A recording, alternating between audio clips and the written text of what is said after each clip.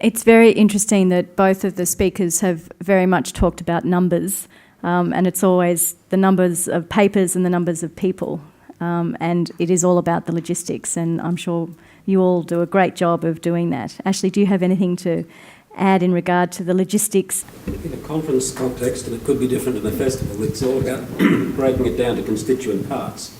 So you have, in our case, 40 concurrent sessions going. That's really 40 smaller conferences. So they all need to be serviced and planned accordingly. If you have multiple venues, you look at those individually as well. So if you break things down into the component parts, it's a lot easier to actually control and service those with limited resources, which is the situation that everyone finds themselves in. I mean, I find everything is in the planning. Some people overplan, some people underplan, but if you get the right stream of planning right, because like when it comes to the festival, I'm useless. Nobody wants to talk to me because they've all worked it up where they know what they're doing. Would you start to approach sponsors for next year's festival, or have they already sort of a rolling sponsorship? Is it quite difficult? No, it's interesting. It's all about the value proposition to the sponsor. It's very different with a conference. They're looking for very hard, deliverable outcomes that make money for them, basically. And so they'll invest money if they can expect to earn something more than that, or have a value proposition that is several times fold what it is they're giving you. And it's just a matter of making them somehow aware of the value. And you don't always succeed, and that's the other thing. But the thing that we do with any conference is we straight away sit down and talk with the client and say, who are the 6 organisations that are most likely to make a major contribution? Because everyone sits around a table and says, oh, go to Qantas. You know, how many times you would have heard that? Yeah. Go to Qantas. Well, let me tell you something. Qantas haven't written a cheque for a sponsorship for 15 years. It doesn't happen. Forget it.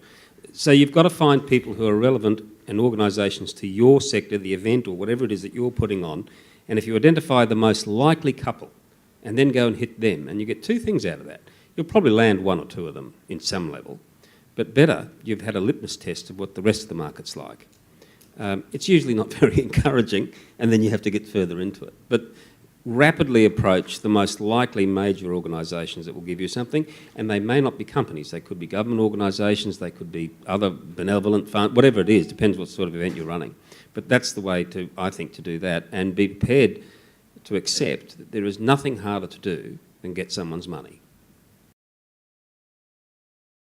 What do you think is the most powerful marketing channels in terms of, is it having a fabulous website, or how is technology playing a role in that? Is it the use of social media, or what other are some powerful marketing channels? I think it's a mix. I mean, having a good website nowadays is crucial, but social media is very important. I mean, the amount of work we do on social media is crucial, because we get, like, for example, if we open a show on Wednesday, you never get a review, because by the time the review comes out, it's all over and done, because we might only do 3 or 4 shows. So social media and word of mouth is very important. Like last year we did a show called Rhinoceros in Love, and it was a show, a Chinese play that we did in Mandarin. And now, you know, we advertise in the Chinese newspapers, etc., but social media, within the first night, the show sold out. And that was all social media, so that's very important for us. And also, it's about the buzz of the festival, and we monitor very carefully how that goes, and because it affects our numbers through the 3-week period. Once they've been here and they leave, they can't stop talking about it. They love it. The number of people who say, oh, Brisbane's the most fantastic city, I can't believe how clean and beautiful and wonderful it is, and it's so safe, etc. They're glowing with praise for the place. So once you get them here, they actually turn into your best ambassadors when they go back. But you need to make that such a compelling event, and I think that also helps, because the end product you put on, and I'm sure the Brisbane Festival is the same, is so good that people talk about that as well. What services and what can a Convention Bureau offer? Thank you. I guess the convention bureaus, regardless of the size of events, the offerings are quite similar. We're a very small convention bureau. The Whitsundays caters really for groups of 10 to probably maximum 1,000. So for me to think of having 6,000 delegates in the Whitsundays, that is just frightening to me. So, you know, our groups tend to be 150, 250 people, that kind of thing.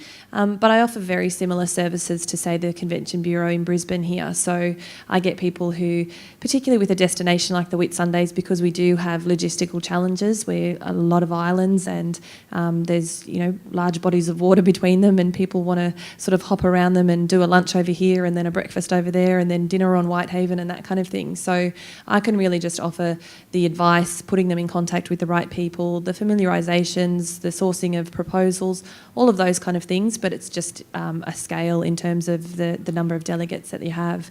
And I guess the smaller bureaus probably don't do as much of the delegate boosting work.